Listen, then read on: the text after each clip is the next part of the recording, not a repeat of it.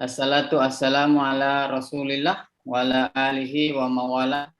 Asyhadu an la ilaha illallah wa asyhadu anna Muhammadan abduhu wa rasuluh la nabiyya ba'dah. Yang terhormat Dekan Fakultas Ekonomi dan Bisnis Universitas Pancasila, Ibu Iha Haryani Hatta.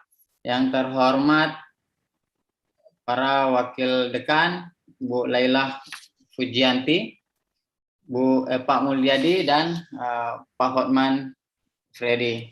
Yang terhormat Kaprodi, Pak Nurudin Suban, Bu Rafrina Yulianti, Bu Indah Masri, dan Ibu Susilawati.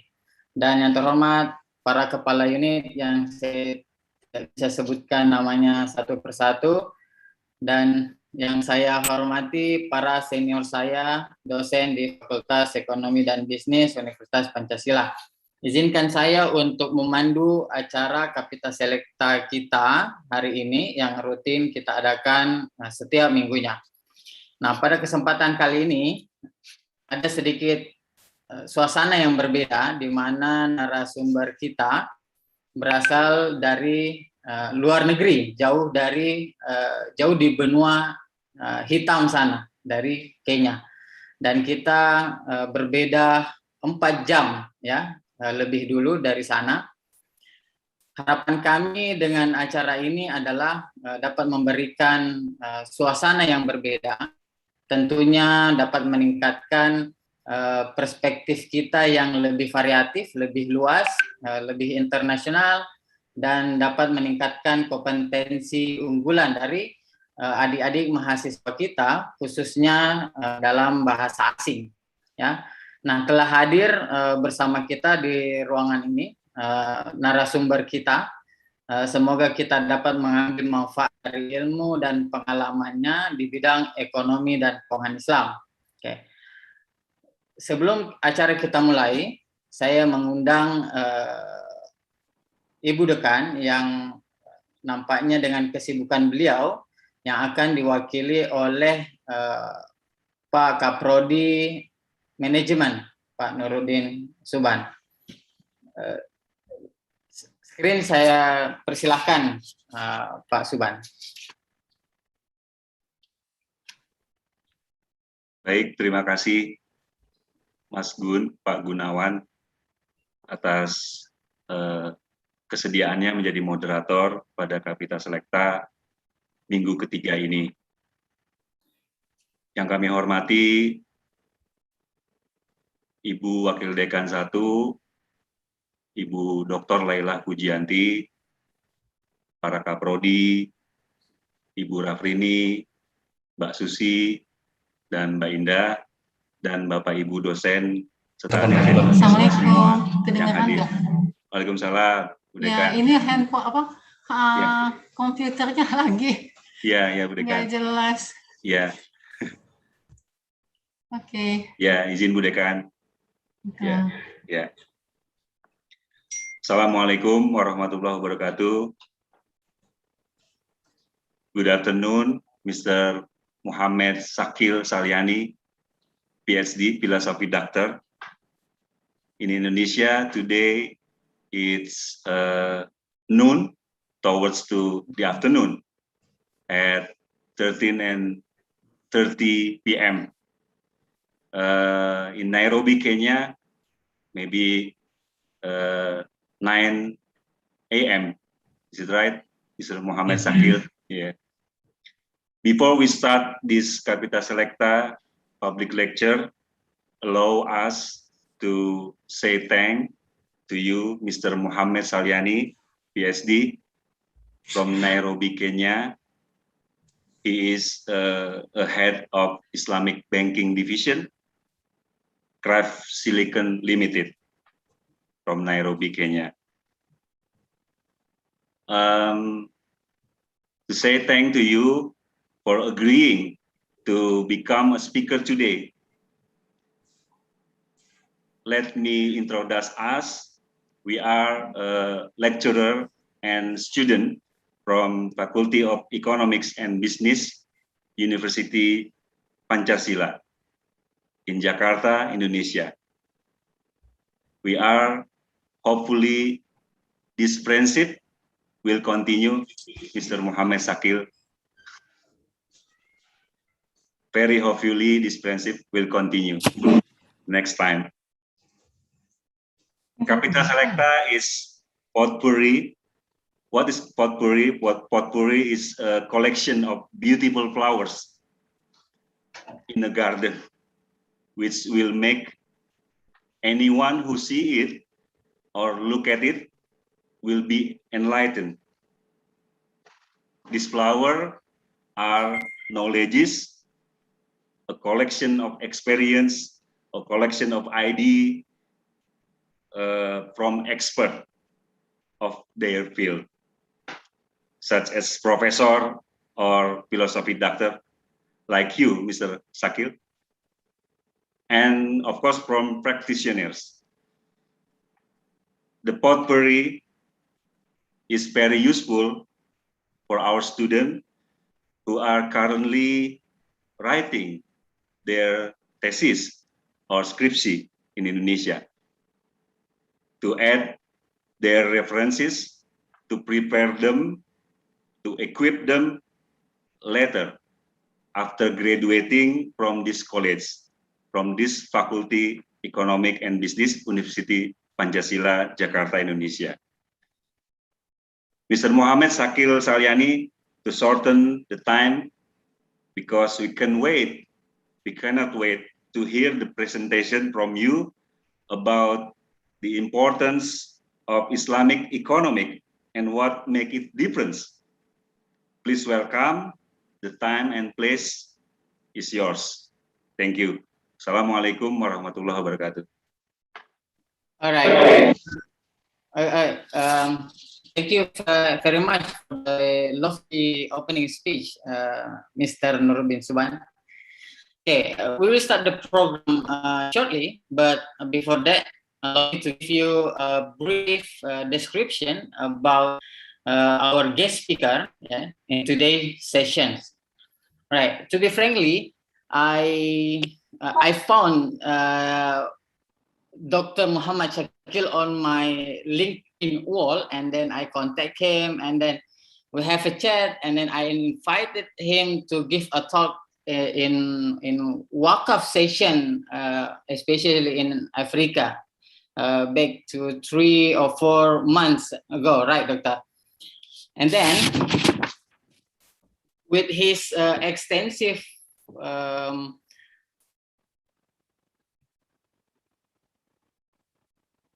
experience, yeah, at the moment, he is the head of Islamic banking division in Kraft Silicon Limited since January 2020, right? And then with a lot of reach and experiment in banking industry, another career that he built is an academic career, if I'm not mistaken.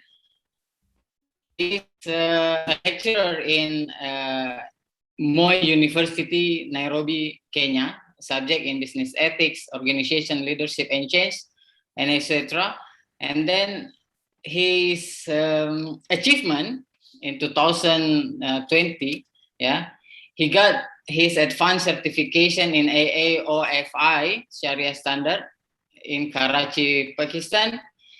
He obtained his PhD degree in Moi University, Nairobi, Kenya in 2012 to 2018. Master degrees in 2003 in business administration, right, in Punjab University, Lahore, Pakistan. I think we deserve a short explanation why you moved to Nairobi, Kenya, Doctor, right? And then with this educational background and experience, we hopefully gain our knowledge, insightful perspective, especially overseas perspective from our guest speaker. And without further ado, I present to you all Mr. Muhammad Sakil Salyani, PhD, to deliver his lecture for about 45 minutes. Doctor, I will ping you about our time constraints later, and then we will have a question and answer session followed after that. For those who have questions, students, respective lectures, please write it in our chat room. Right, proudly present to you all Mr. Muhammad Sakil Salyani. The screen is yours now, Doctor. Mr. Gunawan and Mr. Sakil, I'm sorry, I'm very sorry. I forgot to introduce you, my dean, our dean of Faculty of Economic and Business, University Pancasila, is Dr. Insinyur Iha Haryani Hatta. We call Ibu Dekan, Ibu Iha. Okay, thank you, Mr. Gunawan, Mr. Sakil. So, Bismillahirrahmanirrahim. Rabbi shrah li sadri wa yassir li amri wahlul 'uqdatam. I'm sorry. I'm sorry, Doctor. I'm sorry, Dr. Muhammad. Ya, Pak Subhan dan Bu Pak Gunawan, lanjut saya dan Mr. Syakil. Thank you very much. Mau apa ya? Attention. Thank you. Silakan Pak Subhan dengan Pak Gunawan. Thank you. Baik, Bu Dekan. Terima kasih. Right, Doctor. You can start. Give a lecture. Okay, Bismillahirrahmanirrahim. Rabbi shrah li sadri wa yassir li amri wahlul 'uqdatam min lisani yafqahu qawli. Rabbi zidni ilman warzuqni fahman. So I believe you can actually see my screen. Jazakallah and for inviting me for this. And I appreciate you considering me to come and share my knowledge with you all. First and foremost, again, further to that, wa alaikum salam wa rahmatullahi wa barakatuh. And assalamu alaikum from me to you all. I believe you are a good number to hear me today. And I hope I'll be able to do justice to your time and give you that bit of knowledge which you are here and you have anticipated to attain. So without further ado, I will just take you through in a very simple format. First and foremost, I'll explain, inshallah, about what economics is being played around in the world today, which is the conventional economics. And I will also explain to you what is Islamic economics, how it is applied, where it is applied, and what are the benefits for it. So, Bismillahirrahmanirrahim.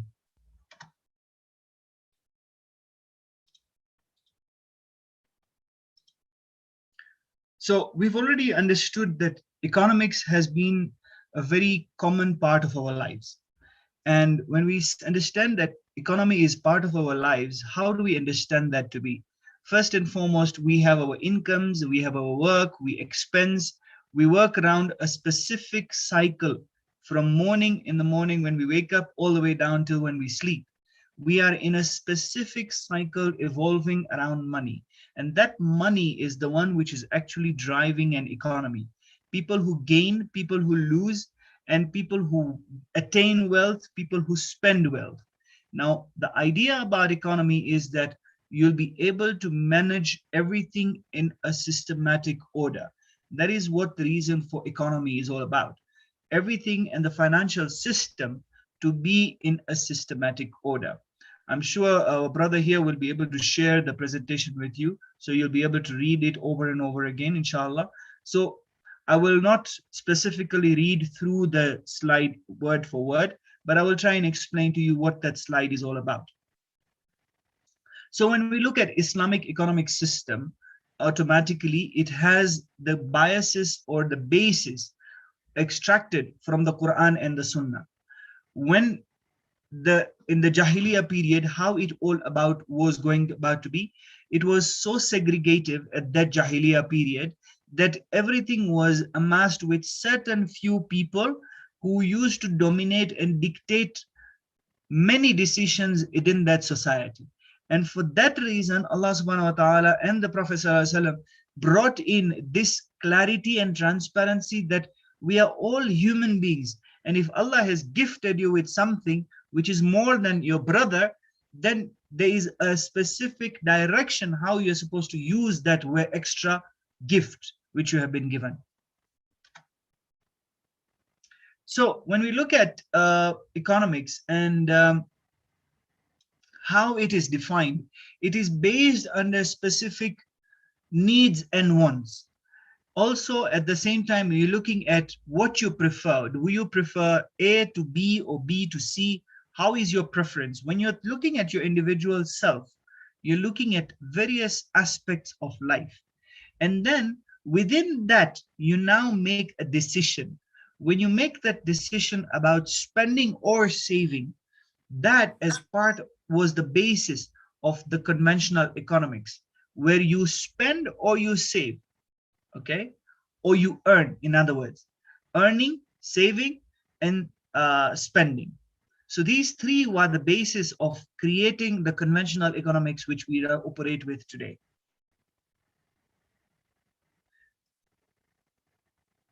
So we have different types of economic systems. We have the capitalism, we have the socialism, all right, and then we have also got the mixed economic system. So when we look at capitalism, we understand, maybe you've read through your books. I believe you're not very low in grade in school, but I'm quite sure, alhamdulillah, you must have gone through the economic systems. So basically, when we understand capitalism, capitalism gives more of it operationalizes within a democratic environment. When you have a dictative or a kingship or a communal environment, capitalism will not operate. And in capitalism, what happens is that the public is the one which decides on all aspects about wealth. And in that case, everything is privately owned. It's not openly owned or owned by a specific mass of people. It is owned by a few people, and they keep on amassing that wealth. Now, when we look at individual and that kind of environment, you will frequently see when everything is open out, you will have a lot of competition. Very simple example of Coke and Pepsi. The same brands, they come from the same place, but the amount of rivalry which is happening within the two entities, I'm just giving an example, is quite very aggressive, very, very aggressive. And market dominance is being pushed from one end to the other. So capitalism is something which is driving that kind of liberal enjoyment for the wealthy. So in this situation, mostly what happens is the rich get richer and the poor become poorer. So there's no growth of the poor in that sense. So in this case, what you see, when the capitalism comes in, there is very irrational behavior. There's inequality, as I just said. There's monopoly. People dominate that environment. They structure everything within what they feel is for their benefit. Certain things about wealth and equity comes into play. And then automatically, because the wealthy are very rich and they're very segregative about employment, they will do just the selected few so that their spending power becomes less. Okay, so the not spending power, but the expenditure becomes less. When you now see, on the contrary, if you look at the unemployment, that now grows because people are looking for jobs, but they're not jobs because the capitalists are concentrating their wealth to increase just their wealth for themselves.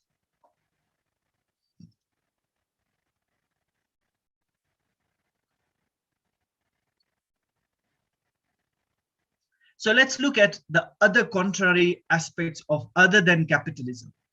Other than capitalism, you have the communism and socialism. In this case, what happens is that you have that segregative or individualistic wealth accumulation is now disintegrated in a representative way or given straight away openly to the masses.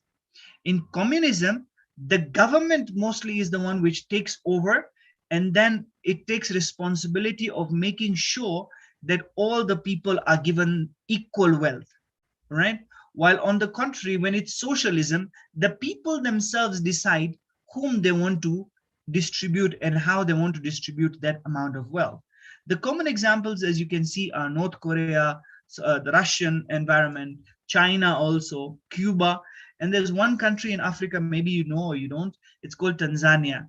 They are very much close to being our neighbors in Kenya, but apparently they brought in communism just to realize later on that it did not work for them. So they had to reverse it into a mixed environment of bringing in capitalism and communism together.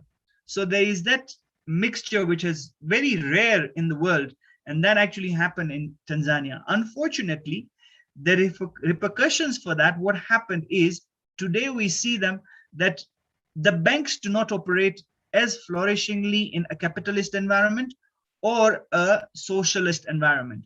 They actually are, people in that country are having more money in physical notes and currencies under their beds instead of putting them in the bank. So there is more physical money circulating in the country compared to being reserved with the bank. And that implications come down to what? They come down to devaluing the currency because there's too much printed paper within the country. So the value of the currency actually drops. So repercussions for communism and socialism are there. They're not always perfect in that aspect. So we see that the profit is not the main objective within the socialist environment. All right. There's inequality of wealth is absent, more so because everything is owned by the government. So even if you want to take a house for rent, you will not look for a landlord, but you'll go to the government and take that house on rent, and you'll be paying the government just like the way you pay taxes. So in that case, all those things are there. But now, on the contrary, what happens? That system has blocked thinking capacity. When you block people from looking at a necessity environment, because they say necessity is the mother of invention. Now, when you actually bring down situations of getting everything ready on the plate, and there's no difference between me and my brother, then why should I think beyond my normal operation?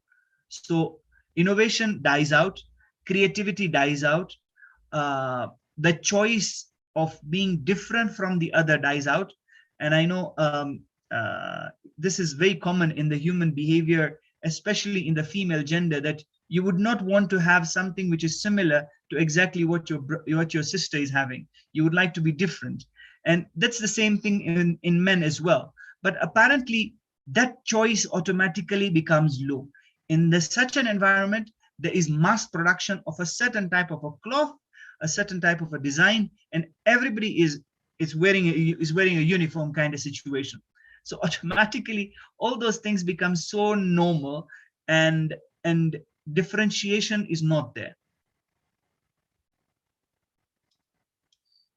The other aspect which is very key within that environment is moral education. Everything is so standardized that moral education about behavior and structures is actually coming down to be neglected or being less comparatively other than the other environments. We have interesting environments which within the economic systems which are applied around the world today, and those are mixed and mixed economic systems. Now, when we say mixed economic systems, there are certain bodies within the country which are nationalized, which are operational by the government. Things like water, electricity, utilities basically are operationalized by the government themselves. They have given a little bit of portion to the public so that they can invest and earn money out of it.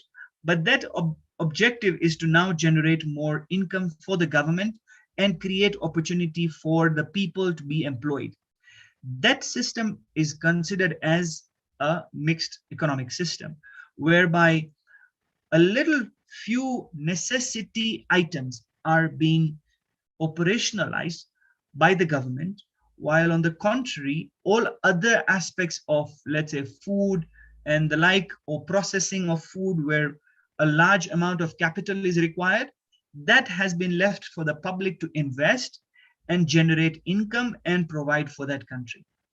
Subsequently, within that, furthermore, they have that element of CSR, which is now creating more of charity, creating non-governmental organizations or non-profit organizations. Now, those are the ones which are invited to now come in and support all that other, the three facets of an economy, which is now the government, the public, and the needy. Okay, now this is very similar to what the Islamic system is, but we'll move further and understand Islamic system in a better way.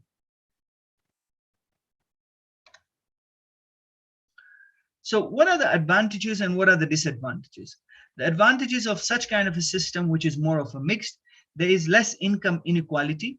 There are producers and consumers. It's more business open. Business is basically open. There's no so much of control. There are no barriers within operating or starting up a business.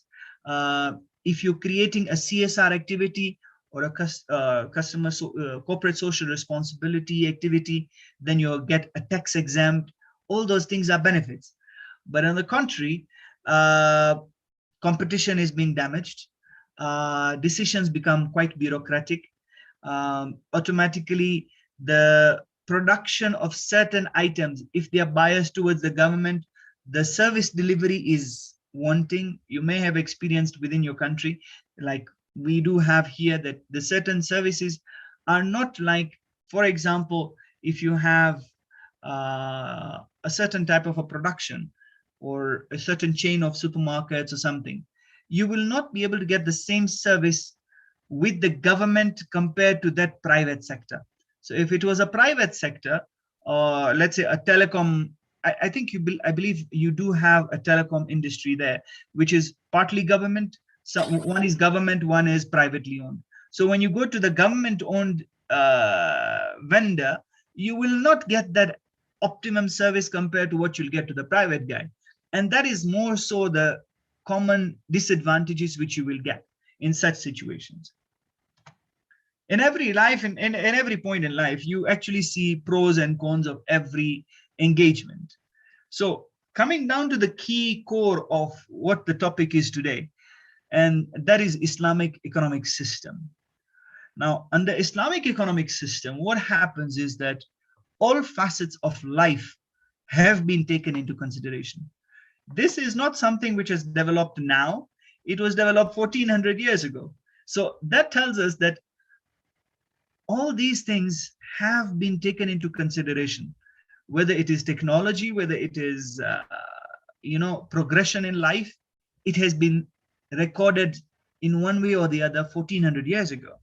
So when we look at the Islamic economic system, it has been derived by understanding the human behavior and how it inculcates all aspects of life into a nutshell, in combined, and then ticking on every item, all right, and making sure that each and every point of your life is being handled fairly in a justified manner, where there is justice.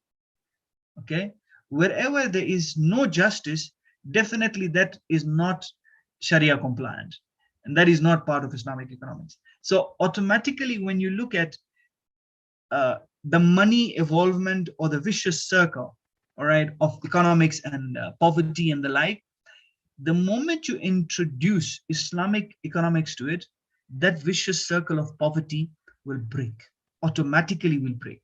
These are studies which have been done. Down along this presentation, you will be able to see the evidences from the Quran, from the Sunnah, and some research studies which have been done. They are down in the presentation, which is going to be shared to you, inshallah, today. So when we look at Islamic economics, it has been based on faith. It has been based on authority. Who is the leader? It has been based on rights. What is your haqq?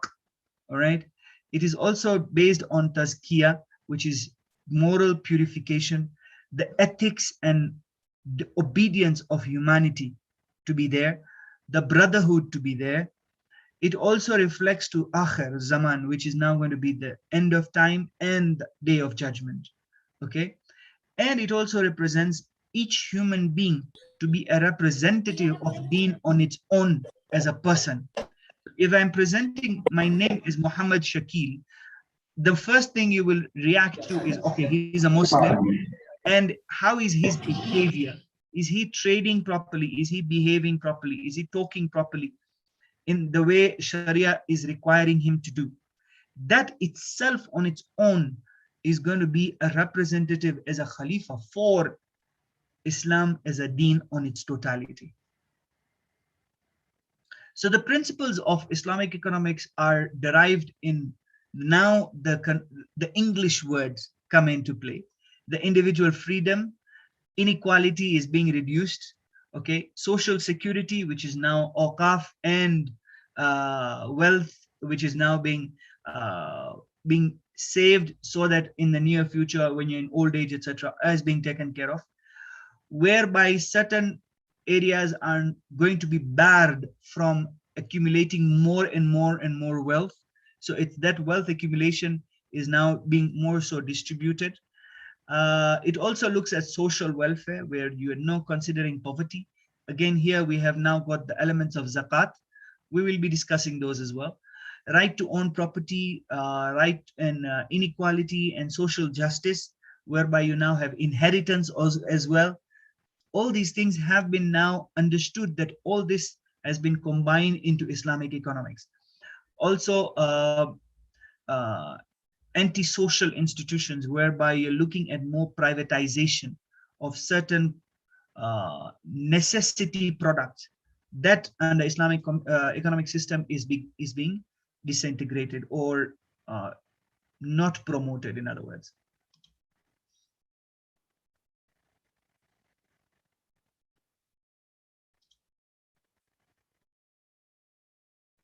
I hope I'm audible to everybody.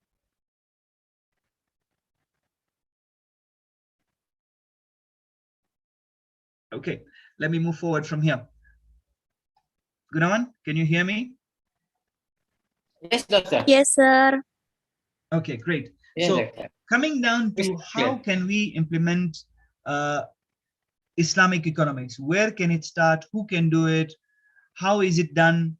And where shall we go forward from there? So basically, it is applied by the government, by the central government, which is now the parliament, the leadership now adopts that. Secondly, the private sector, which is the public limited companies which are there, or the limited liability companies which are under operation, they also start adopting that and are looking at Islamic economics as a positive growth to themselves, not as just being a bandwagon follower. They actually combine and with the government so that they are able to produce a much more fair judgment about their products and services to the public. Thirdly, we're looking at creating more of an NGO environment, which is now going to be looking at Baitul Mal, which is going to be handling more of things like Zakat, Awqaf, Sadaqah, and the like, which is the charity section of Islamic economics. So the objectives are Tawheed, Khalifa, and justice. These are the three basic principles. So I'll explain the Tawheed basically because you're now looking at your oneness of faith, all right? Then you're looking at your representation of yourself as a deen, as a Muslim himself. And then thirdly, whenever you're making a decision or engagement, you're looking at it in a very fair and just manner. You're looking at it more so in a situation whereby you are balancing your judgment.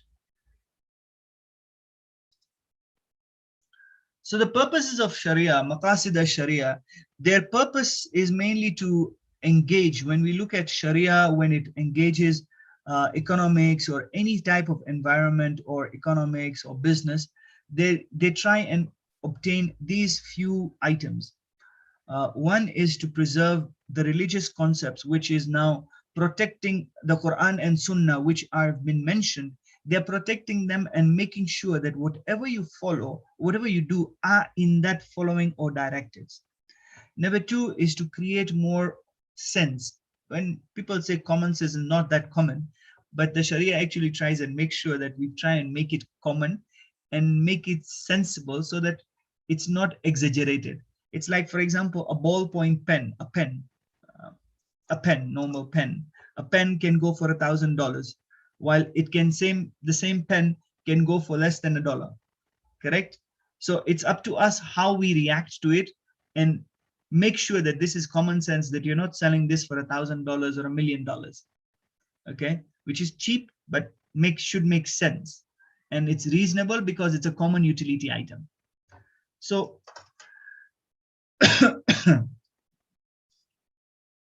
you also look at safety of people. Then Allah subhanahu wa ta'ala says in the Quran that you are not supposed, a human being is not supposed to harm himself. The moment you harm himself, you are actually sinning. So in that case, every other person next to you is responsible for your safety and your life. And that means that and Allah subhanahu wa ta'ala in the Prophet said as well, that once you save a human being, all right, you've saved humanity. In the same way, if you kill a human being, you've killed humanity. So the sin is as big as humanity as a whole, and the thawab for it is as big as humanity as a whole. So you've protected another life, and now subsequently you're protecting somebody's property, not harming it in a malicious manner. Okay, and thirdly and lastly, you're looking at more of dignity, respect, responsibility, and khilafah as in totality. So we talked about zakat and the like. Now, these are the items which I'm going to expound on, what will contribute to the Islamic economics. Things which we have understood, we have heard, we have grown up listening to them, but we have never thought of combining them in together. And that is now coming into play after a lot of research internationally, that what we now need to do is not look at all these items independently, but look at them collectively.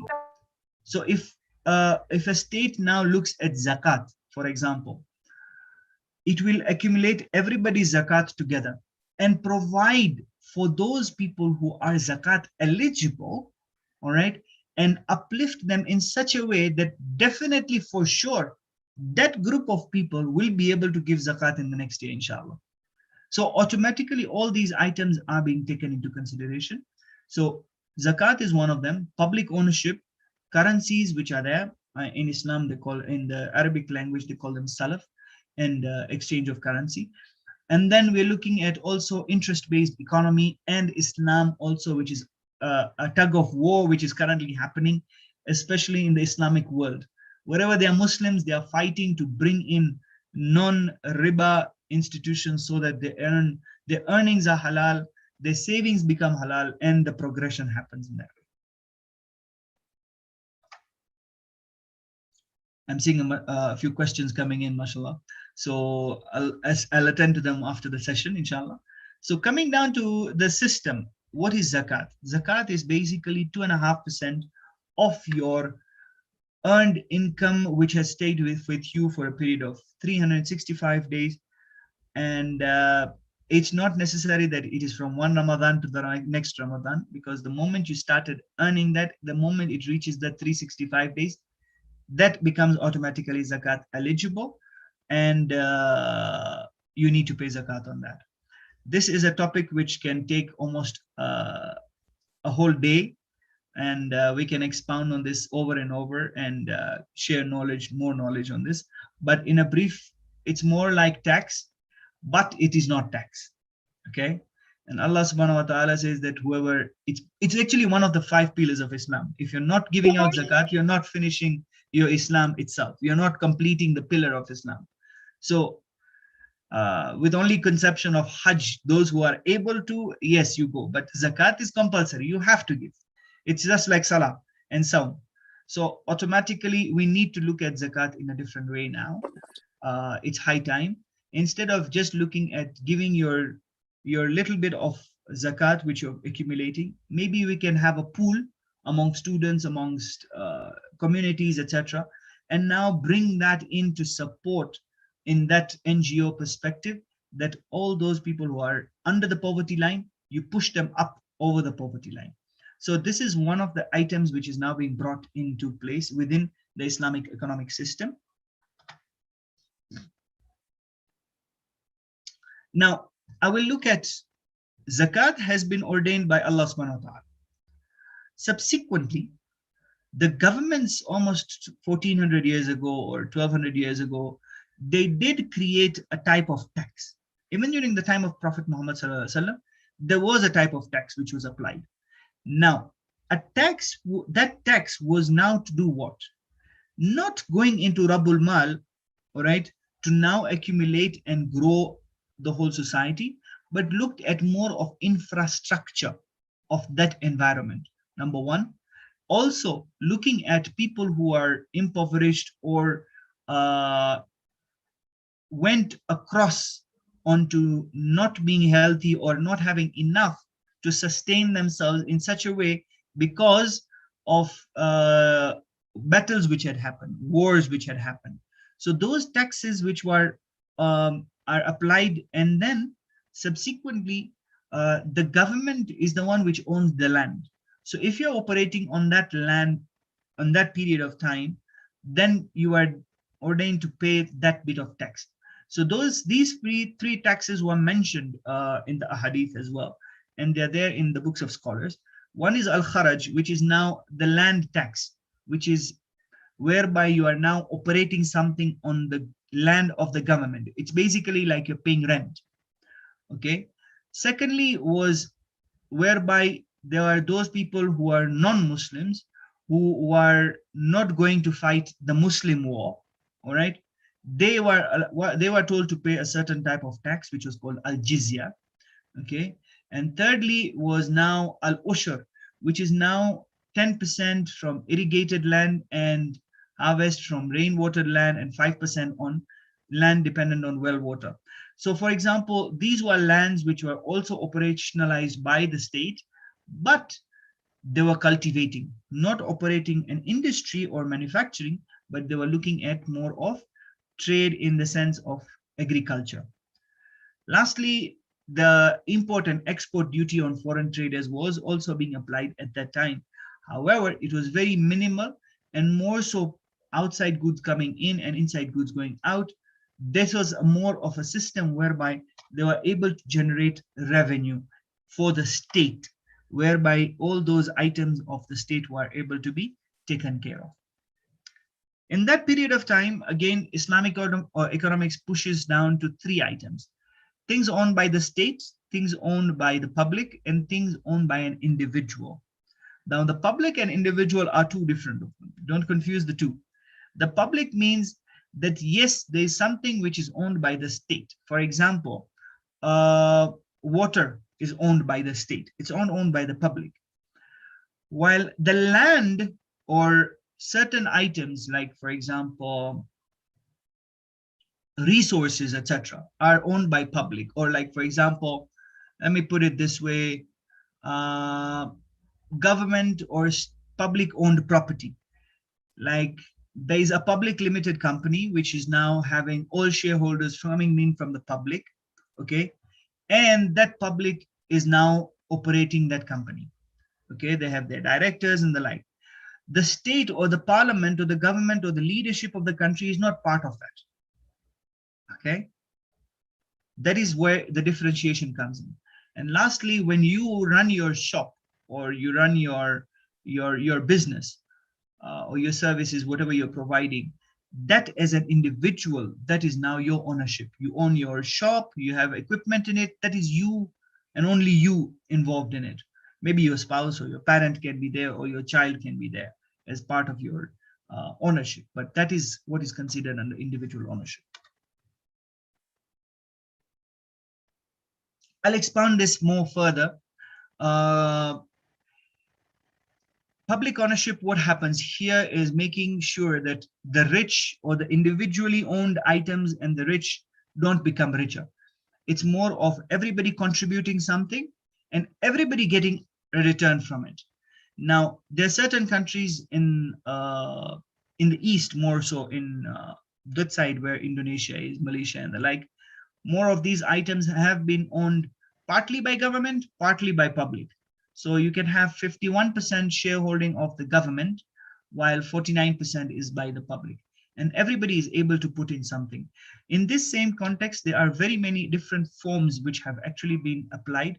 And that is something maybe you've come across. It's called the Real Estate Investment Trust, whereby real estate has been built, but everybody has got a little bit of money within their own capacity to be invested into that real estate, and they're earning out of it.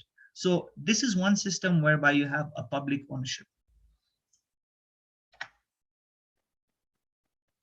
So we'll look at currency as well.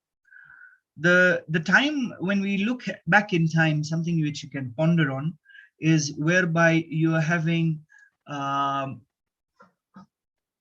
nisab for zakat. Have you ever thought that why is nisab based or benchmarked on gold or silver? And the reason for that would now be because gold and silver, one, it's rare, it has a specific value, it will remain till end of time. Okay, now because of those three specific items in narration, what happens here is that with the new capitalist economy, they converted that, put that gold into reserve for an economy, for a country, and started printing paper. Because of theft, because of all other so-called problems of holding on to gold, because definitely if you want to buy bread, you can't buy bread with a 0.1 gram of gold, right? So that was one of the reasons, because the purchasing power was quite large and they had to disintegrate that amount of gold into very small amounts, which was not possible. So all these items did then bring out the paper aspect of money. And that now refers to each country or each state having their own amount of gold in reserve, either in gold or in foreign currency. If they're holding foreign currency in reserve, that foreign currency in value reflects to the gold being held by that country. Okay, so gold has still to date been the foundation of money. And that subsequently relates to your inflation or deflation or devaluation or revaluation of your currency. So if we see in over 100 years, right now, we are, I believe by now, we might be having 84 to 1. From 1992 to date, I think we are having 84 or 94 to 1, the poor to rich ratio. So the 94 people who are poor compared to 1% being rich. Okay, and I think it's much, much more. And this economics, this statistics is more so towards the American statistics. It's not the international statistics around the world. And that is why you're able to see that if you look at the CEO, Bill Gates, he owns approximately 45% of total wealth of Americans, which combined, that 1% is holding it. Now, would it be fair? Yes, he earned it. Number two, is he doing anything better or different? Maybe he is with the Melinda and Gates Foundation. They are contributing back to the society. But at the end of the day, is it sustainable? What if he passes on? Will the second generation continue with the same thing? Yes, no, we don't know. So those are dilemmas which now come in and reflect to capitalist environment or capitalist economics. So let's look at interest-based banking. Now I'm going to go a little deeper from here into more of financing and banking and how it actually has reflected between the conventional banking system and the Islamic banking system.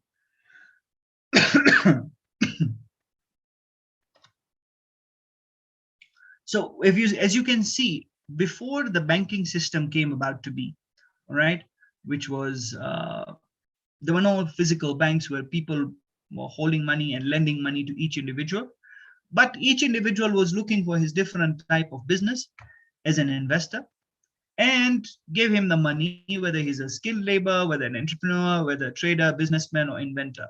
For each and every item of these ones, you have the murabahas, the mudarabas, musharakas, ijaras, and the like, and mugarasa, and so many of them. So all the Sharia contracts were applied at that time, and they're still being applied today using the banking system, but we'll look at that. When we look at the Western capitalist banking system, their focus was only on how to generate revenue, okay, the profit. So the bank came into play to create that profit for themselves, okay?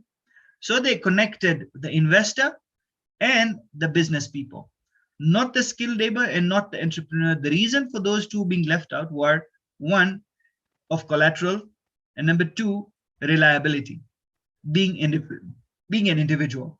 While a trader did have stock and has invested, a businessman, the same case, an inventor, yes, there is patenting and all the like, which could be creating all that aspect. Whenever they give them money, they were earning 20% or more in interest, okay?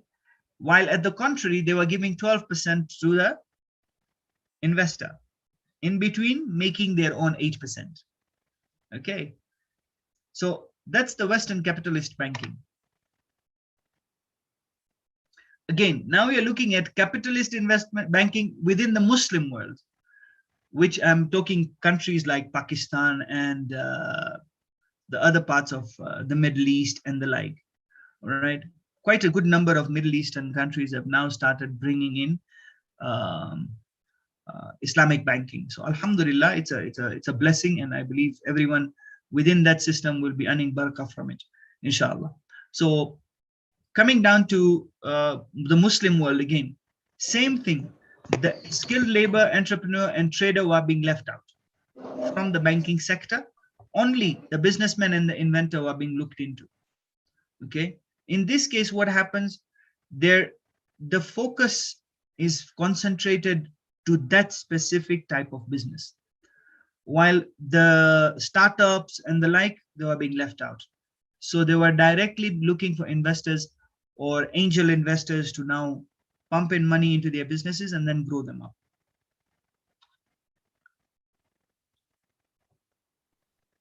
I'm sorry to interrupt you, Doctor, but with the time constraint, I think you have to put all your presentation in a whole package.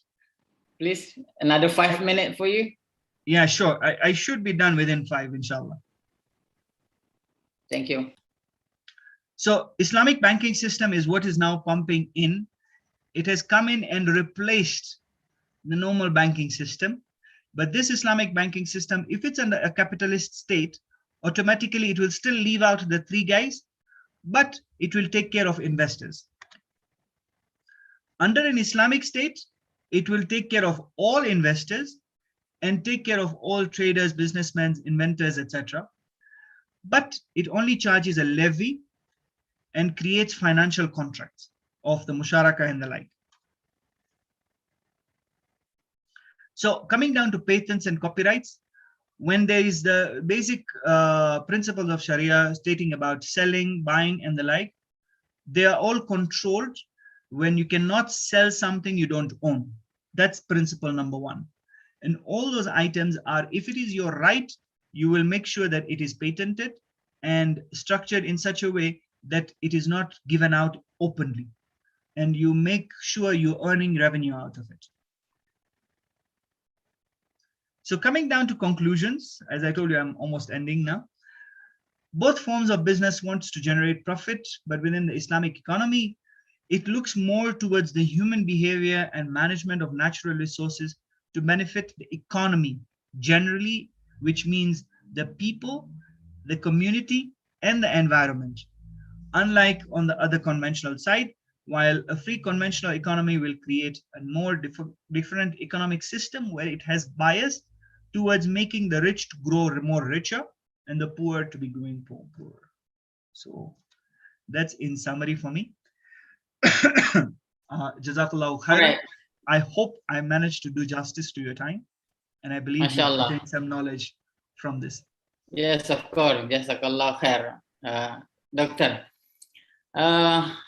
What an impressive, juicy presentation. We have a whole meat without any bones in your presentations. And then for your information, Doctor, we have almost 400 participants in your class now. What an astonishing program we have here. And if I can highlight some point that you said moral factors and religious virtue are embedded in Islamic economic system, that hopefully will develop another sustainable development.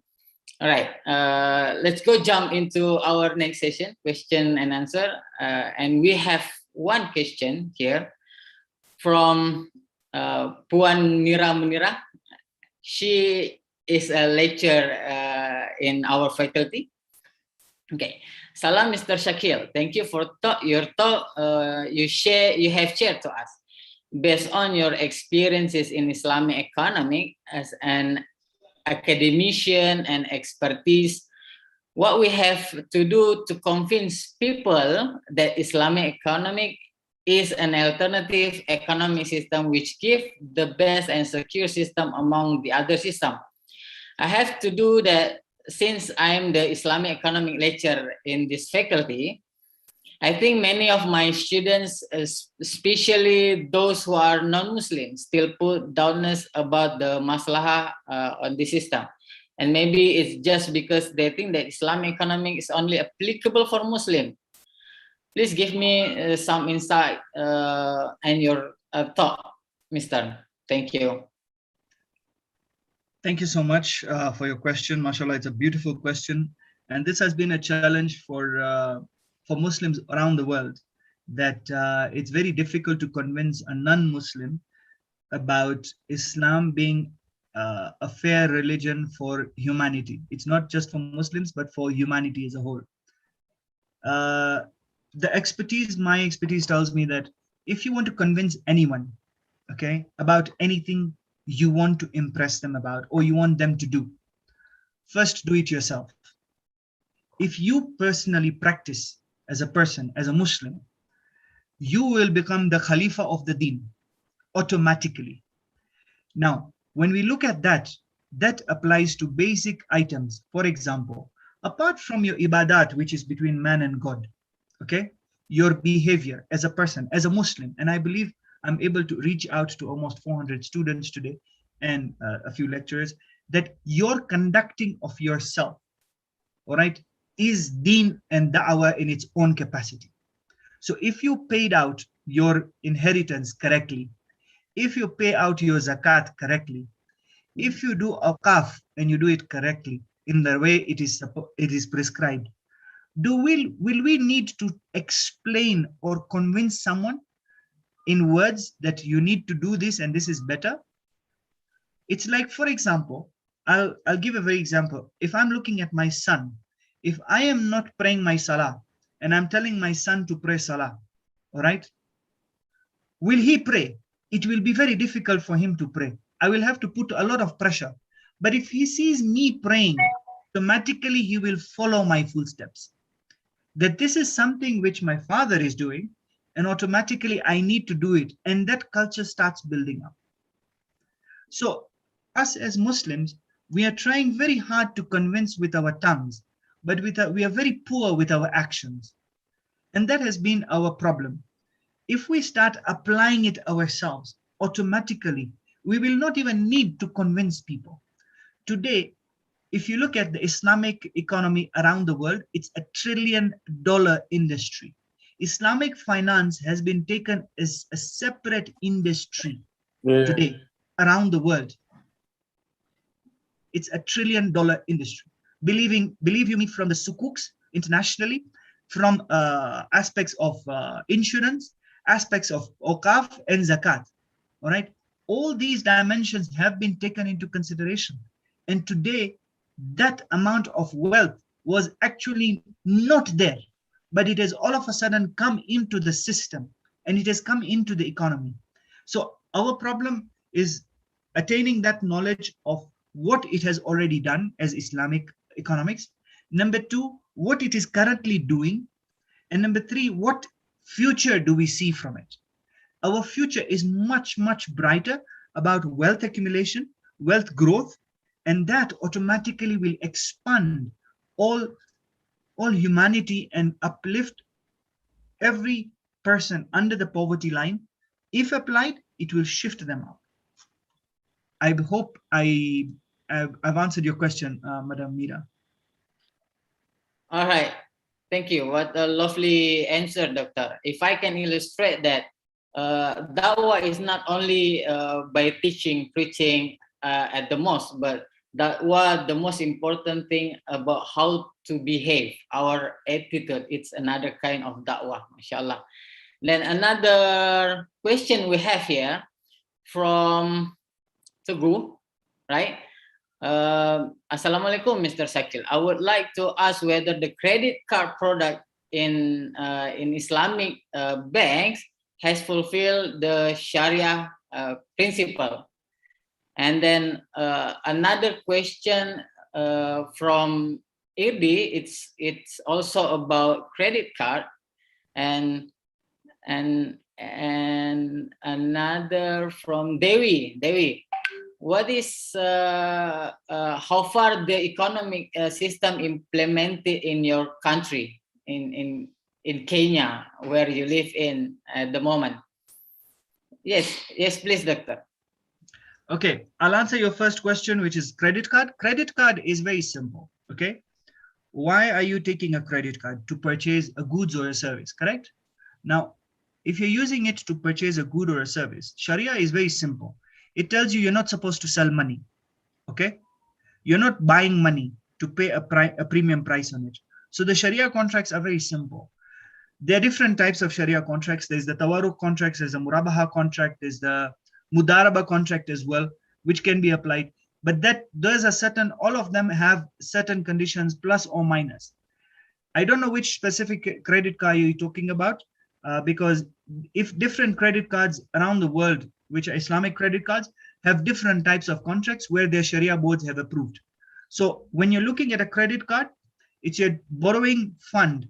That borrowing of fund might actually be that you are now purchasing an item, that specific item, in installment. Okay, it's not like you're borrowing money, but they are buying that item for you on installment basis. Okay, whether it's a service or it can be under ijara. All right, one aspect of ijara, which is now rental. So you are now utilizing the bank's services, all right, at a certain fee for you to enjoy all these other items. Okay, that's number one. Number two, it can be a murabaha, which is now buying and selling of items. So subjective to which credit card, it will be compliant in that specific contract. Always make sure that you have read up that contract before you sign on that credit card form. Reference to coming down to Kenya, Alhamdulillah, we have around 3 fully fledged Islamic banks. We do have a Kenya Waqf Commission. We do not have a Zakat fund, but we have small independent bodies which do collect Zakat and help people on who are Zakat eligible. And Alhamdulillah, we are growing with other around 3 conventional banks which have got Islamic banking windows. So Alhamdulillah, although our population, Muslim population, is small, we are actually growing within the Islamic concepts. I've personally been engaging our investment capital market authority, and we are planning to bring out or roll out, inshallah, very soon, Islamic investment products, which is things like REITs and sukuks within Kenya, inshallah. I hope that answers your question. All right, Doctor. Another question from Hari Umar. I think your question, Hari, has been answered previously. How to implement Islamic economic system and convince the other non-Muslim people, right? And from Salahuddin Al-Ayubi, Assalamualaikum, Mr. Masal Khair, Ahlan wa sahlan fi Faculty Economic and Business Pancasila University. I would like to ask about the system, to apply the system prospectively and from the system. It is proven that it can improve the economy in the country through zakat, wakaf, and profit sharing. But why in its application still not all people utilize it? What do you think, Mr.? Great, great. That's a very nice question. You see, if I tell you about the Quran itself, the Quran is our manual. Just like the way when you buy a mobile phone, you will have a small manual down there in the how to operate that phone, right? Any item you buy, you will have a manual, right? Our manual as human beings is our Quran, okay? And that tells us exactly what we need to do, what we don't need to do. Now, we ourselves have not read and understood our manual itself. That is our problem. Unfortunately, as human beings, we tend to be going with the flow. Where everybody is going, we're just going together with them. Now, however, there are few individuals around the world individuals, not groups, but individuals who have actually gone ahead and done something. I know that there is a Zakat fund for Indonesia, there's a Zakat fund for Singapore, there's a Zakat fund for Singapore, Malaysia, and Indonesia. They have them. Correct me if I'm wrong. And then there are certain things which are there, but unfortunately, we ourselves do not trust them to do the right thing. That has been our challenge. We are not, as Muslims, we are not able to trust our brothers to do the right thing, because they have actually not either laid out the right structure as how the whole process flow should happen. And that is why some researchers need to come in and help them out, or expertise need to come and help them out to make this more popular, all right, and actually show the evidence of how it is replicating. All your funds which you have given in are now being utilized in this manner, and now everybody in that positioning has actually improved in their life. Automatically, it will build up the trust. When we don't do that sequence of follow-up, okay, whereby the end result is being shown, automatically your trust levels will go down. I hope that answers your question. So it's a matter of trust, not about religion and Muslim and non-Muslim. All right. Thank you very much. And then you have not a question, but thanks from our senior, Murtada Sinuraya, that Mr. Shakil has present another universal and modern economic Islamic system. Okay, thank you very much for that. And I think I have the last question before we close our session. How about in Kenya?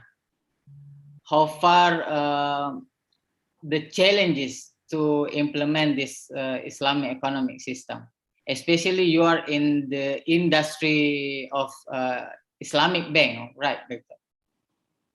Great. That's a beautiful question. Yes, we do have challenges. First and foremost, understanding what Sharia is applying and where it is applying is one.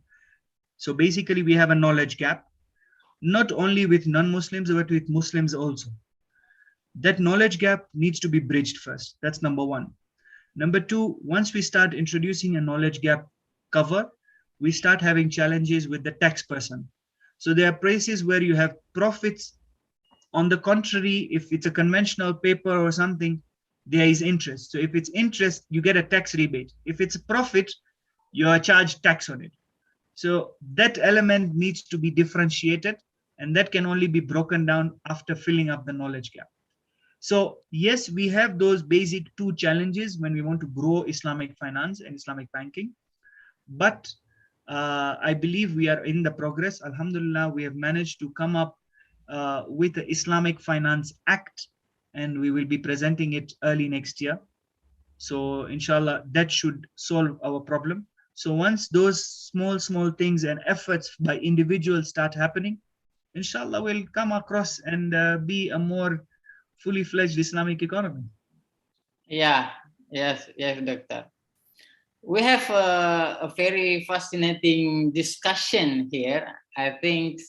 But if you realize my virtual background, it's a Nairobi situation, Yes. right? Picture, yes. I even have a giraffe back there. Yes. Yes. And hopefully, one last moment, Doctor. Yes. You have, you owe me a short explanation why you moved to Kenya. All right. Okay. I didn't move to Kenya. I actually went to Pakistan to study. Oh, really? Yes. So you was born and I'm a born Kenyan. I have lived everything in Kenya. Alhamdulillah. Mashallah. And what is your origin ethnic from nationality? My ethnicity comes from the subcontinent area. That's why you're seeing me a little different from the normal African continent people. Okay. But that was almost around 400 years ago. Right. Thank you very much, Doctor. Lovely program we have. Allow me to close our program, Pak Suban.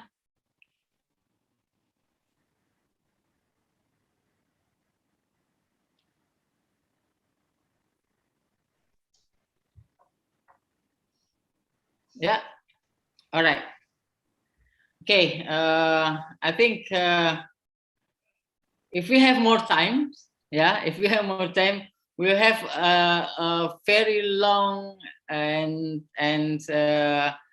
useful discussion. But I think I have to wrap it now, Doctor.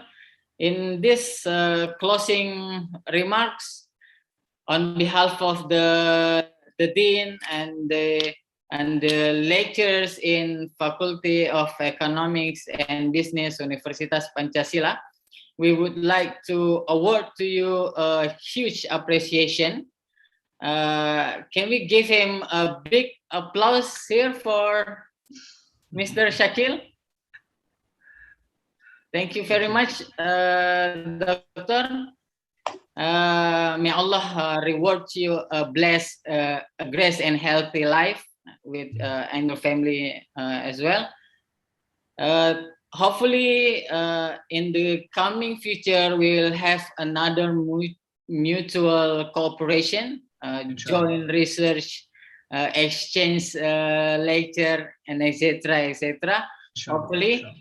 And is there any a comment from the deanery? All right. Okay. With the doa kafaratul majlis, asyhadu an la ilaha illa, I'm sorry. Subhanakallahumma wa bihamdik, asyhadu an la ilaha illa anta wa astaghfiru wa atubu ilaik. We have reached our session today, Kapita Selekta.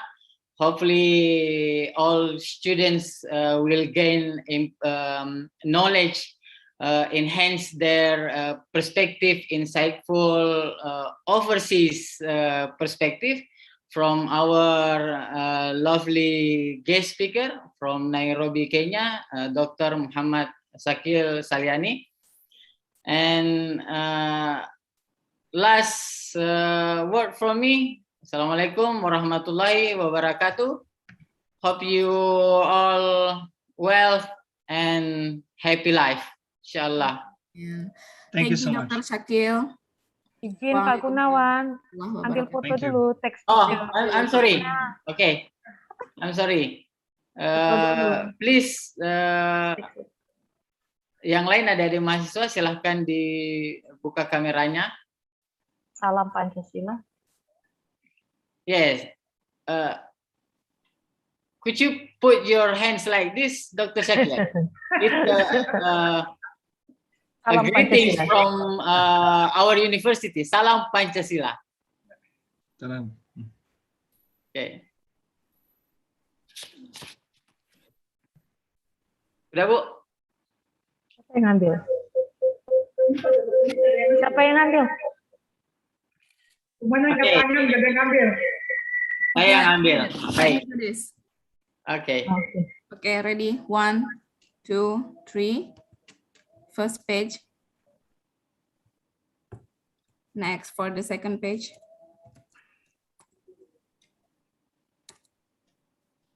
Sabar. Maybe I just want to take 3 pages only. Second page. And ready for the third page. Is it okay? Only 3 pages? Yeah. Pak Gunawan? Oke, thank you. Yeah, I think it's It's okay. okay, ya? Okay. Ya, Thank you very much, Dr. Shakil. Thank you for everyone. Zakir. Thank Pak you, everyone. Gunawan. Pak Gunawan. Ya, terima kasih. Sama-sama. Thank you. Oke. Assalamualaikum warahmatullahi Waalaikumsalam. Waalaikumsalam wabarakatuh. Thank you. Pleasure to have you today. Thank you, Dokter. Terima kasih. Yuk. Ya, Mister.